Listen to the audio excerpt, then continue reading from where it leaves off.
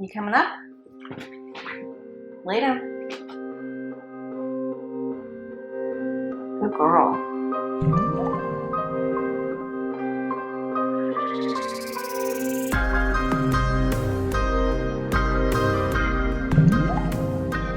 Hi guys! Welcome to my first attempt at an annotating reading vlog. I just finished Bear by Mariana Engel. One of the things you might be able to note about this book is that I have a bunch of like little tabbies in it.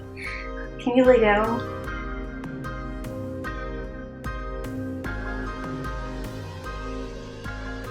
Now that Bear's done, I'm ready to move on to my next physical copy, which is Tender as the Flesh. I've got my little note taker right here, color-coordinated pens and pastel highlighters, a series of sticky notes. Sometimes I color coordinate my notes and sometimes I don't. With Tender as the Flesh, I'm not 100% sure what all of the theming and complications and wrinkles are going to be. I always use dark purple as like a personal note to me or something that I personally found relevant but might not be interesting in a larger framework. And likewise, I use the purple highlighter when the text speaks to me personally, but I don't think it's necessarily related to a larger theme. Because Tender as the Flesh is a horror story about all the meat in the world becoming tainted and people resorting to cannibalism, I'm going to tentatively assume that if I do color coordinate, I'll use a red pen, and I'll also use this orange pen, and that way the colors will be black, red, orange, and purple, which are kind of like Halloween-y spooky colors to me, which will hopefully help me organize my notes and give like a pretty kind of look to the aesthetic as well. Besides that, I will use this brown, this mauve-y color highlighter. We'll see how this kind of video goes. Leave a thumbs up if you like it, and if you don't like it, give me a comment and tell me something you'd rather see me do instead.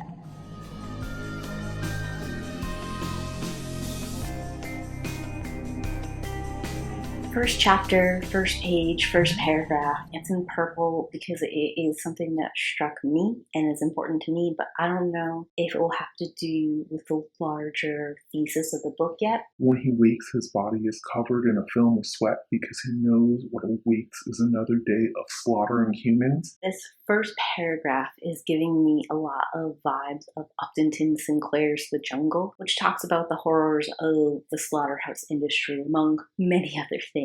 Only in this case, we're talking about humans specifically. This book is going to have some 1984 government controlling speech and thought kind of processes going on. And for that, I'm going to use my green highlighter because green is the color of American money. And to me, that's like a good government stand-in. I don't understand why we're eating meat yet. We're really early days, so maybe it'll become self-evident why we're eating this meat. And just for context, for anyone who's trying to figure out what is or isn't a good part to highlight in their annotations, right here I've got my green government part down. I only highlighted these two sentences about how they could arrest him and assassinate him, but that's not the term they use for it. I've highlighted this last sentence. There are words that cover up the world. To me, it's really 1984 vibe. I've only moved one page, but I've got this one line, teaching to kill is worse than killing. This is going to be, to me, an interesting idea. First, there's coming to terms with the horror of his situation. There's how the government prettying it up with different kinds of words. And it seems like encouraging others to continue the cycle is worse than actually engaging in it itself.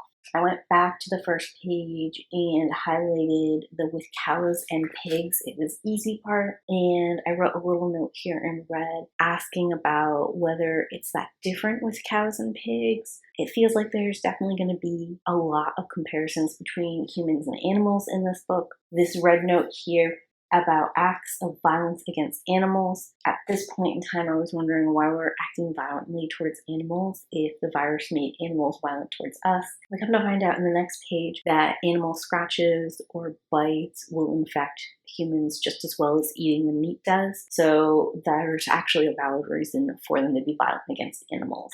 I picked out a new color, blue, here. The blue is going to be like sort of what society as a whole thinks about this meat situation, whether they've accepted it or not. Brown highlight here, where we talk about how people have started killing and eating each other in secret. I've got my green highlight here to show that big meat industry, which had just been put out of business, was putting pressure pressure on the government to legalize a new form of meat industry so that they could keep going and keep making profits. And I also found this section, like all of these paragraphs, really interesting because prominent zoologists said that the virus was a hoax, and this man's father seemed to feel like this virus narrative was being pushed was to get overpopulation under control. And I've got like my little note here saying how terrible that is, to think that the world is overpopulating and there's nothing you can do and something terrible is going to happen eventually out of your control. And then there's some talk about the protests, which I put in blue. A bunch of news articles coming out saying that you had to eat meat protein for various reasons. And I've got like a long tab here of all the things I know they're saying are not true. At this point in time, I'm a little bit curious about like why we didn't go over to eating bugs. And I'm sure that bugs don't carry this virus, because how would you ever like escape mosquitoes and stuff like that to keep from getting the virus? I'm also kind of curious because right now we're talking only about mammals. Like, are fish and sea life still on the table? What's the deal going on there? Finally, on the last page, I highlighted that they're calling human meat special meat. And this section right here where the man is talking about how he doesn't call human meat special meat. What is a human but will never be a person, to what is always a product. And this is really interesting to me because I'm thinking, like, besides the obvious 1984 stuff going on here, like the man that we're listening to is like pretty obviously like a Winston anti-government stand-in, but they're also making like a more pointed and direct critique on capitalism as well. Because capitalism dehumanizes all people to a certain extent. We're either the buyer or the product. In a lot of ways, it's like a very chilling and timely sort of horror story too, because this pandemic going on with the animals has some relations you can make between it and COVID as well.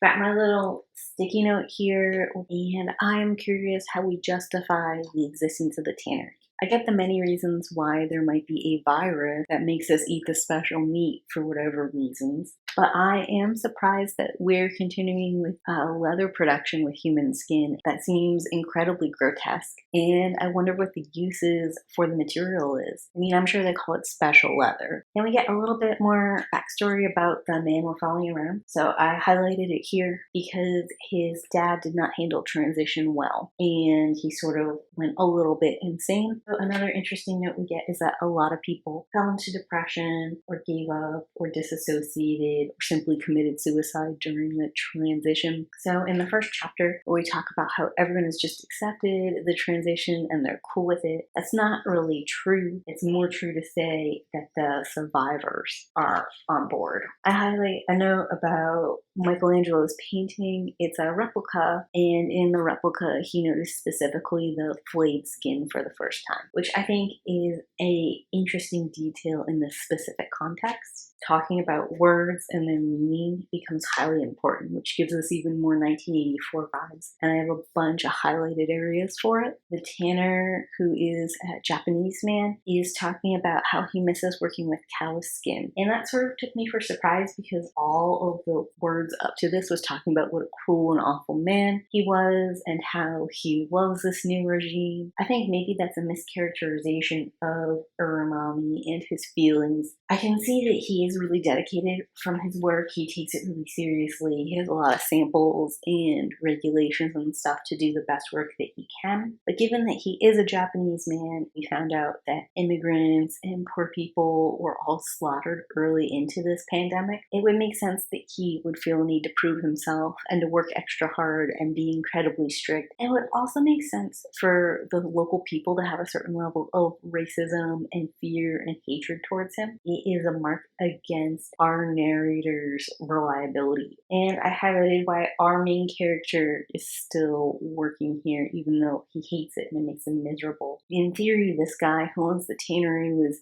tanning animal hides beforehand. What would have happened to him if he just decided to stop? Like, was that even an option for him? Or would he have immediately been processed?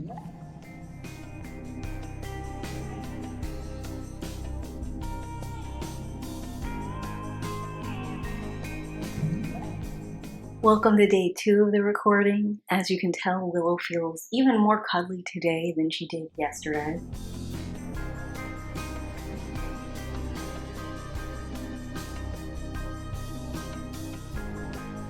Chapter 3 is where this story starts to get very gruesome. I've got my first little bookmarker here. It seems like everyone who's surviving and functioning in this world is a bad person. Possibly our narrator is lying to himself about whether or not he's a good person, or how he perceives other people is now all of them being monstrous because of this trade they're all involved in. We're getting a walk through the breeding facility, and I highlighted just a couple things here. The meat that eats meat, and I'm wondering a little bit like how this is efficient, and if you're not feeding the cattle heads some kind of this special meat and they're living healthily and well off of like a vegetarian diet or whatever, then why can't the rest of the populace do this? And it also gave us our first sense of time, like how long this transition's been going on. If this boy is first generation pure and he's old enough to pick out when women are fertile, then he's got to be like, what, 16, 17? So this has been going on for at least like 16 years, probably closer to 20. Had a lot of highlights here. This is mostly just going over the breeding process. The second time the farmer talks about raising that kid first generation, so I just have like an is he related question. I've got all this stuff about the teaser stud highlighted, and part of what's highlighted here is the German not really understanding it, making the faux pas of announcing that these people are people. And there's another moment where the German compares himself to the teaser stud, and it's sort of like appalls and horrifies the farmer, in part because the teaser stud will eventually be harvested for meat. I have more highlights here. We're just getting into the fact that they remove vocal cords because no one wants their meat to talk, and even though they've done this, the humans can still communicate, and all of that was kind of mildly horrifying, along with the fact that they've branded the cattle heads on their forehead. I've got like one note here on this page. I didn't highlight this section because I didn't necessarily feel it was relevant, but even though we've been going through a lot of horrible things and dark elements, this passage right here, this one paragraph, had an extra gruesome detail that actually shocked me. And then this section here too, I highlighted and made a note on because it is about the farmhands. They've been slow cooking a kid to celebrate someone else's birth of their kid. Are barbecue roasting the kid and he's on a crucifix, you know, the way you would barbecue a whole pig but on a spit. And the whole thing was just like gross and dark and ironic in a way that I felt like deserved note. And then over here in the last page, I just have a highlight that besides breeding for meat and breeding for skins, they're going to start breeding for organ transplants soon. I'm still questioning our narrator's reliability, especially because he seems to be the only good character. I had a question about what they feed the humans in these breeder facilities, and on page 30, there's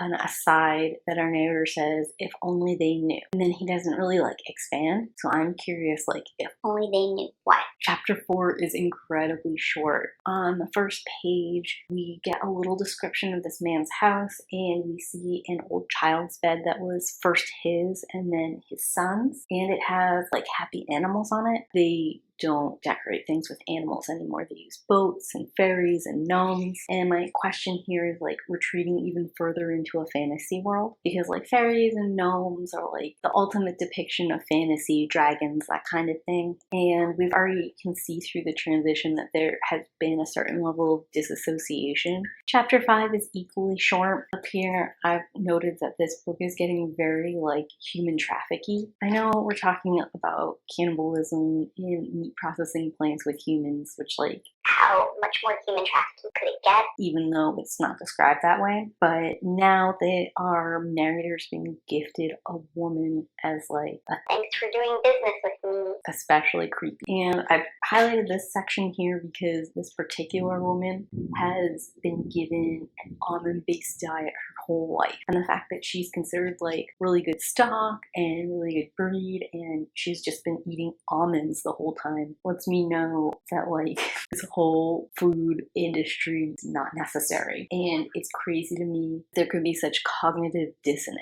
And back here, I highlighted the interaction between the woman and our narrator. And when he approaches her, she wets herself. But the fact that she is inherently so afraid of him suggests to me, like, heavily in the human trafficking element, that it's more than just like meat that she's been taken advantage of for. Chapter 6 gives us a bit of an interlude where our main protagonist goes into town to visit the butcher. I have highlighted a lot of things, like we learn that there is now a curfew. Towns are not as crowded as they used to be. All the different buildings and streets that are empty, who knows those people have been slaughtered and used as special meat. I also highlighted some information down here about how butcher shops before transition were quite corrupt, and the meat that people bought from them was often bad, made them sick. There were a lot of ways to get around it and sell tainted meat to people. They were talking previously about different reasons the virus might be made up. Maybe the virus is not made up and unsanitary conditions actually cause this disease. Maybe the virus is made up, but it was like a way to start a new kind of meat industry that could have cleaner, better regulations and would force people to be like more considerate and concerned. And then I also started using a pink highlighter here. His father is a person of integrity, and that's why he went crazy. So my theory about everybody who is functioning in this world somehow being a terrible person, at least in the eyes of our narrator,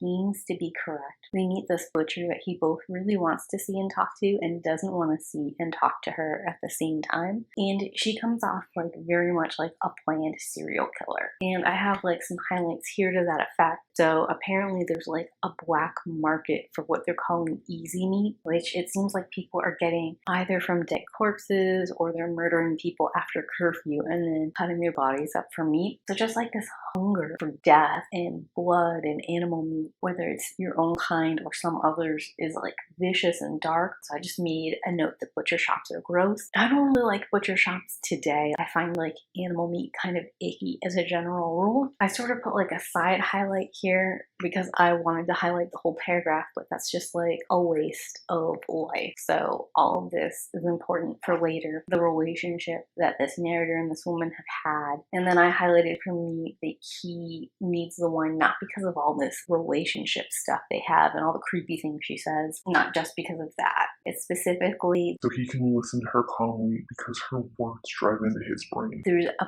big reoccurring theme in this book about words and how they can totally transform perception. I know that when I die, someone's going to sell my flesh on the black market. That's why I smoke and drink, so I taste so bitter no one gets any pleasure from my death. Today I'm a butcher, tomorrow I might be cattle. No one can be sure of anything. Let them eat me. I'll give them horrible indigestion. Everything indicates that my destiny is in there. Or do you think we won't have to pay for this?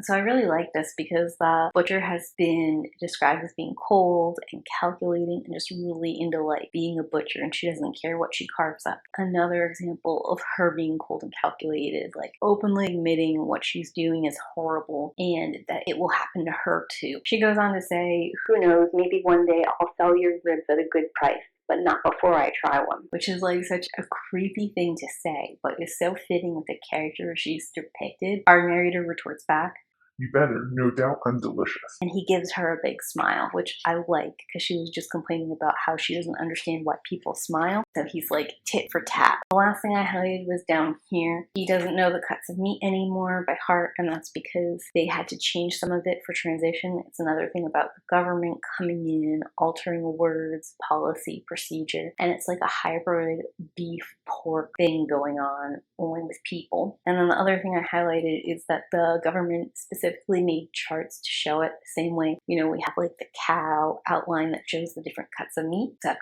with humans. And it says here that those posters aren't shown to the public. And that's why it's in blue highlight too. I do think the last paragraph is interesting, but it's not quite worth annotating. He's just describing his friend again and talking about how she's sort of odd and intense. And then he's saying something about how there's something admirable in her artificial indifference, and there's something about her he'd like to break. So I'm wondering if, even though throughout this chapter he's been talking about how she is indifferent, doesn't care about anything, if it's all a facade, if now he's calling it artificial indifference because he likes her and like can't help but like her and enjoy their conversation, even though it's ghoulish, it's like the only honest thing going on. That whole paragraph packs in a lot of very complicated emotions and ways to interpret the novel.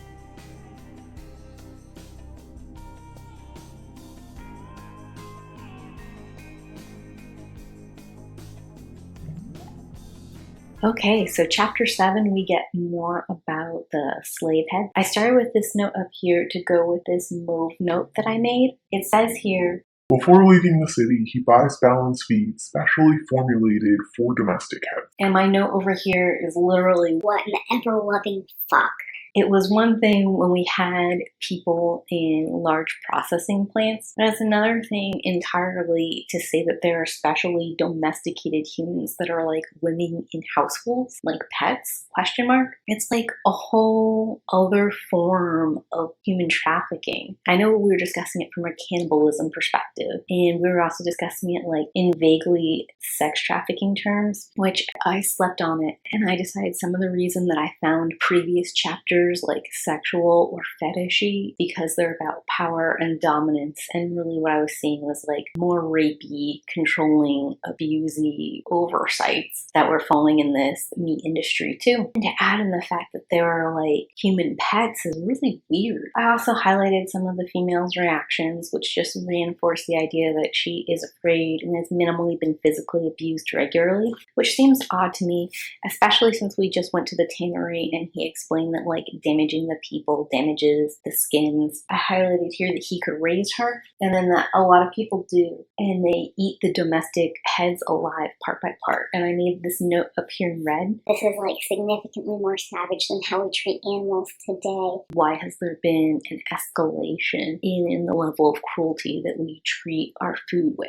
And then I also highlighted in blue this part that says tutorials are available that explain how, when, and where to make the cut so the product doesn't die as quickly. I thought that this doesn't make a lot of sense with the rest of what we know about transition. They won't show you the butcher map that explains all the different cuts of meat and where to cut to get them to the public. But they do have these tutorials, supposedly, on how to make the cuts so that you can keep the product alive while you dine off them. That's like grotesque and like way worse than just having a picture that shows all the different kinds of cuts of meat. Like an interesting paragraph I put here in green about how owning slaves is prohibited. Someone was caught at one point in time and they all ended up going to the meat processing plant. Okay, chapter 8. I was sticking it up here asking why the narrator's lying to his sister about their father. He's obviously not well, and I think the sister knows it. We get a whole scene of him going to an abandoned zoo. That's apparently a dangerous thing to do because some of the animals still linger there. Some of the things I highlighted from this include that like people held on to their pets. And I've got a note down here why we haven't got a specific example of anyone who lost someone to this virus. It seems like we've met a good amount of people at this point. So far, no one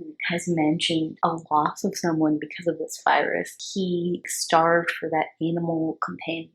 We civilize side by side with animals. We have an interest and capacity to empathize and to want to have shared space, even ones that we aren't able to domesticate or peacefully coexist with. And I'm wondering if some of how we're seeing that manifest is like this cold callousness when it comes to the special meat industry. On the same page, they talk about how there used to be a small pond that had ducks in it outside of the senior center and they filled it up. But like, why? People live in homes like where the ponds have gators in them. While we tend to push some of those bigger, more dangerous animals away from civilized areas, alligators in specific, we just let chill. Some people like even go up and feed them and stuff, which is dangerous and you shouldn't do. What specifically about this virus is so scary that we've chased all wildlife away? Okay, so chapter 9 was pretty short. I've got a couple of notes. This first one refers to my first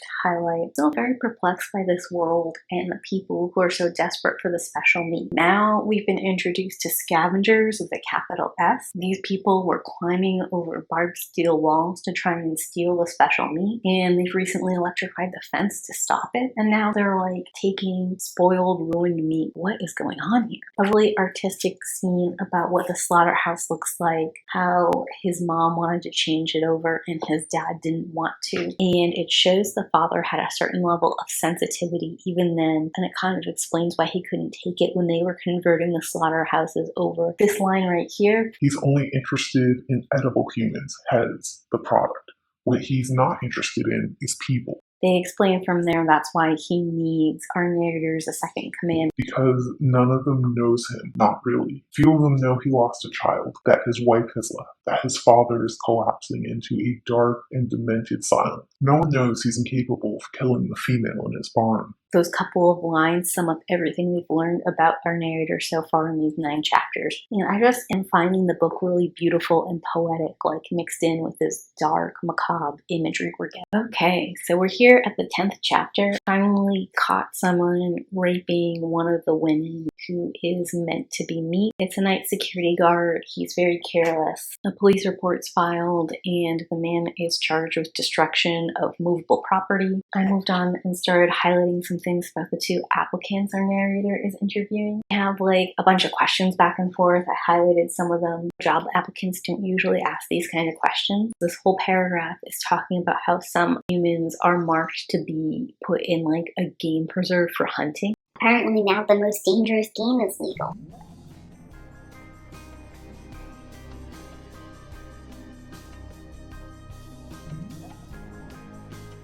Chapter 11 is relatively short, but I took quite a few notes. First, we found out that it seems like there's some strict regulation about who does and doesn't go on the killing floor. Wondering if they actually test them for the virus on the regular or exactly what the procedure is there. And we finally met our first good character here. His name is Sergio. Sergio makes a reference to original meat, and at first I thought we were going to hear about his job back when he was killing cows or pigs, but he's actually talking about like the first purge of human life after the virus broke out, where people were just killing the poor and the immigrants and the desperate. This first wave of murders didn't actually solve overpopulation. That every day Sergio comes into work and he does this job thinking it's either these people or his children, which also kind of tells me that Sergio is a little self-aware. At least he's thinking of the product or the people that he's helping to kill as people. In this movie color, our narrator offered Sergio a job off of the killing floor as his assistant, and Sergio refused. And that's what this one sticky note is about. It's like a long tab asking why Sergio did that. Our narrator specifically never asked. A lot of heavy implications in the fact that he would rather directly stun. Does this go back to the first mention in chapter 1, where our narrator says that teaching this trade is worse than actually performing it? Is this about Sergio as a person, where he'd rather face what he's doing every single day and know exactly how he's contributing to this mass slaughter? Or is this about Sergio believing that as like being upper management, in some way our narrator and his boss is even more responsible or has like more death on his hands than he does?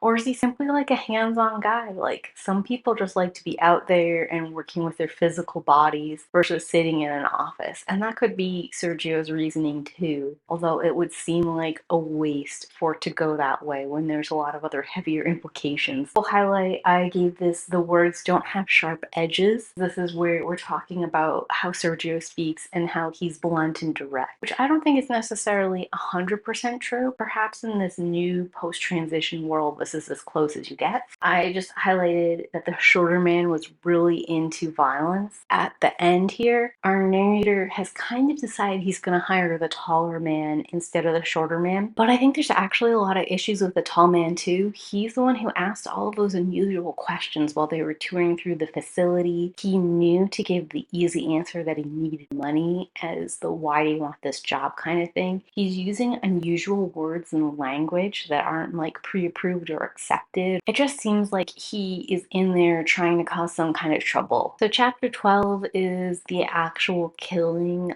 of the special meat / humans, and I've got a couple highlights, but not as many as you would think. Right here I've got the highlight that he thinks the shorter man's a fake applicant. Some people apply just to see the killing process. I haven't been able to make up my mind 100% about the shorter applicant, if he like a serial killer wannabe or a bona fide sociopath, or if he is an example of how the average person just thinks today. We've met so many like unusual characters who are unrelatable to me and I don't have a point of reference for. I can accept that these characters exist in this story. Got a couple more highlights. This is where we find out the tall man's dad worked at like a fertilizer plant back when they used animal blood as a fertilizer. And I highlighted in green the blood has other uses because I think this is a reference to like the government experiments that are happening that we got like a very brief mention a couple chapters back on. And I'm very curious to know more about that. This whole paragraph was incredibly tense and gruesome. And that's really what this note is about. I don't think it's important in the larger story except that it like helps us better understand the world and the rules that we're navigating in. There's been a lot of setup in this novel so far, like explaining the new world order in a post-animal society. And this is just like one more example. I don't even think it's necessarily the most gruesome one we've seen. I think a lot of the stuff in the breeder area was worse. But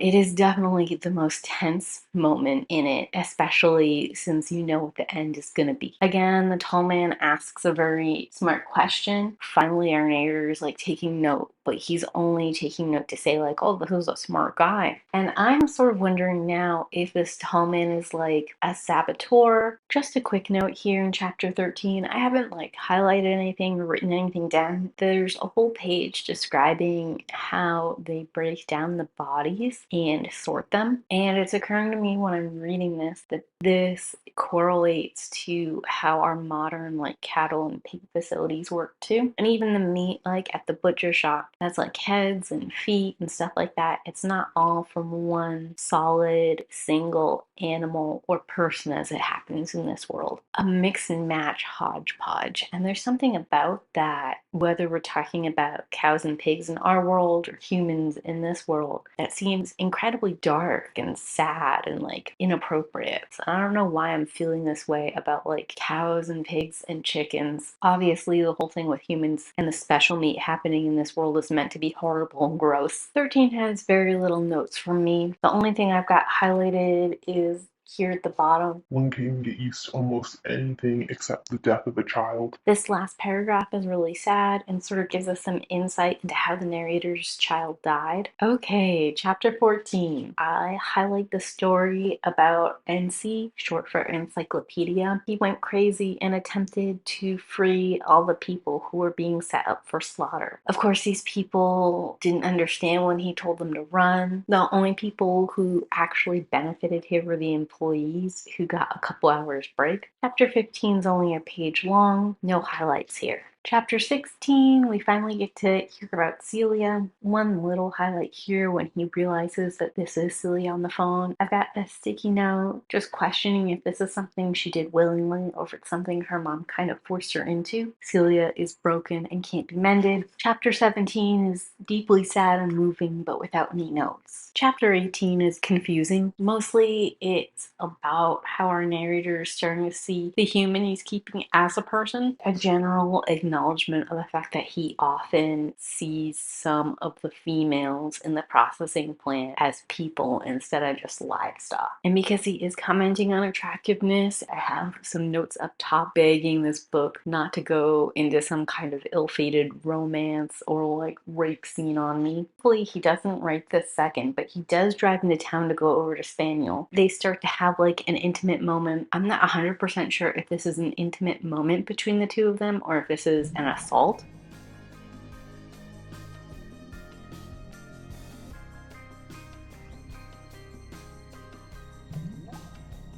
So we're in chapter 19. He gets a call from his sister and she insists he comes over. And there is a ton of subtext in their conversation and in his past progressive thoughts. So I've kind of highlighted a lot. I've got this mention where she's offering to cook him a good special meat liver dinner. And he announces that he doesn't eat meat. He claims it's a doctor's issue. But we find out only seconds later that he just hasn't eaten meat since the loss of his son. This is significant significant, but how, I don't know. That's part of what I'm trying to figure out with this narrator as a whole. It feels like he does a lot of things thoughtfully and with intention and purpose, but I don't know what the intention or the purpose is or the underlying reasoning is. But basically, I'm noticing a lot of inconsistencies between what he tells us from previous chapters and what I'm hearing here. I've been wondering if our narrator is reliable, and I've also been wondering if he's a good guy, because they make this point about him not eating the meat, and they make this point about him being uncomfortable with the domestic heads, which sort of implies he's not okay with the whole special meat industry. I've decided, based off of his actions, how he characterizes people, including his own sister, that he's kind of a huge fucking self-righteous asshole. He's just not a good dude, and I don't necessarily trust how he is categorizing things, how he describes his sister's husband. Espan is a man trapped by his circumstances,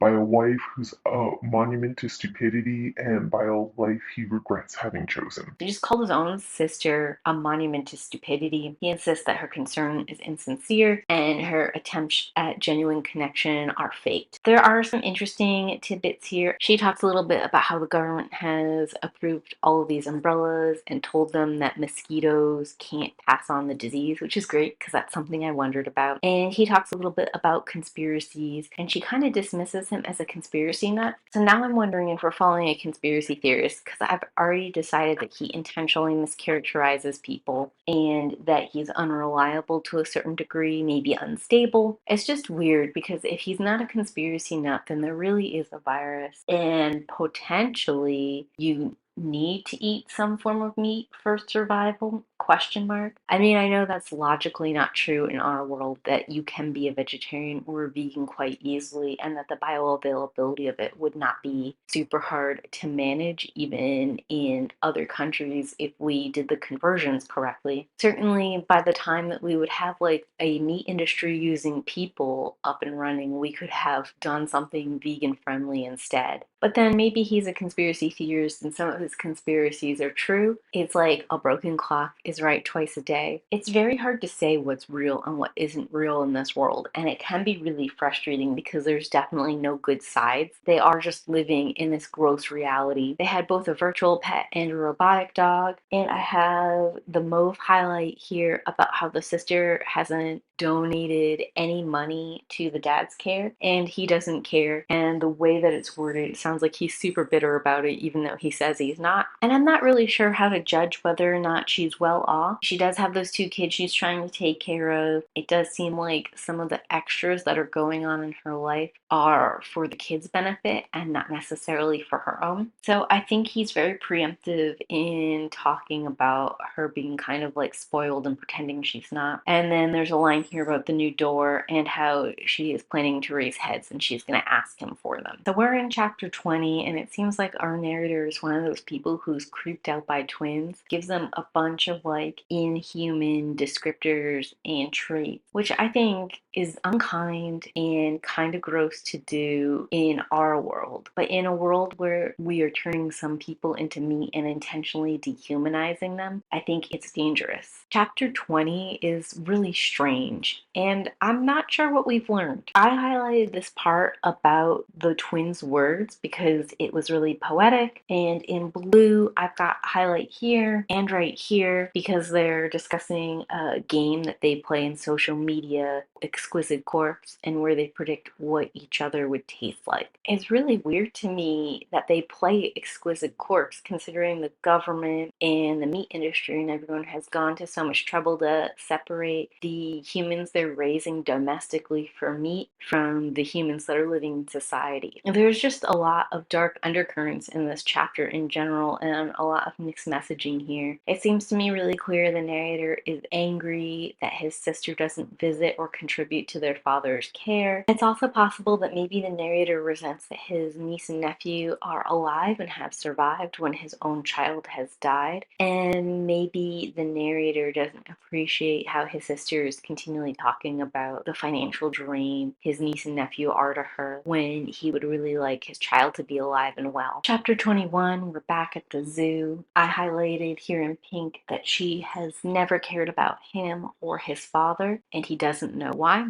He seems like kind of a bad person, so maybe that's why she doesn't care about him. It's also possible she just doesn't understand him. It seems like, since transition at least, she barely understands herself, and she is with two children that don't communicate much to her and a husband who seems not present. So it just seems like she has a lot going on. Maybe she's unable to further extend herself.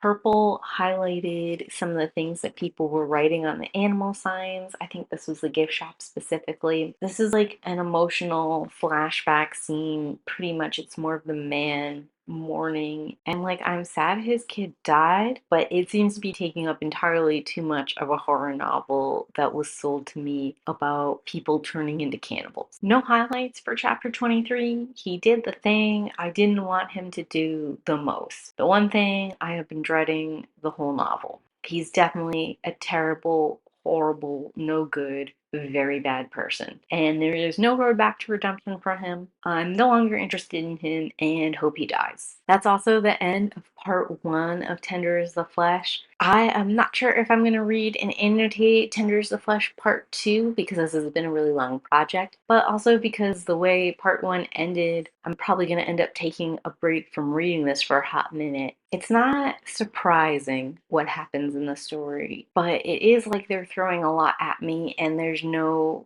redemption or chance that there's going to be a happy ending for anyone or a rebellion, or that we're going to uncover some of the secrets that I was more curious about. Like, I am still curious about the research facilities. I'm curious about the truth of the virus. I'm curious about the government here in Argentina, and I'm also curious about governments in other parts of the world. These are the kind of things that I am interested in investigating, and I have a feeling that book 2 is going to get us more in the woods with this dude and his family and the loss of his sons. And I think he is going to use this system that he's been telling us is barbaric and awful and that he can barely stand and that good people can't stand, to get a replacement son. In that way, even the people that he loves and cares about the most and considers the most valuable are replaceable and are commodities. And I am just not sure that I want to read that story, especially if it's not going to answer any of my other questions. I will think about it. Let me know what you thought about this annotate with me kind of style video. It's really new and I don't know if it's something that's worth doing on this channel or not. Give me a comment, tell me if you like it or don't like it. And also let me know if you want me to finish reading Tender is the Flesh. Thanks for going with me on this journey and I hope you liked it. And as always, keep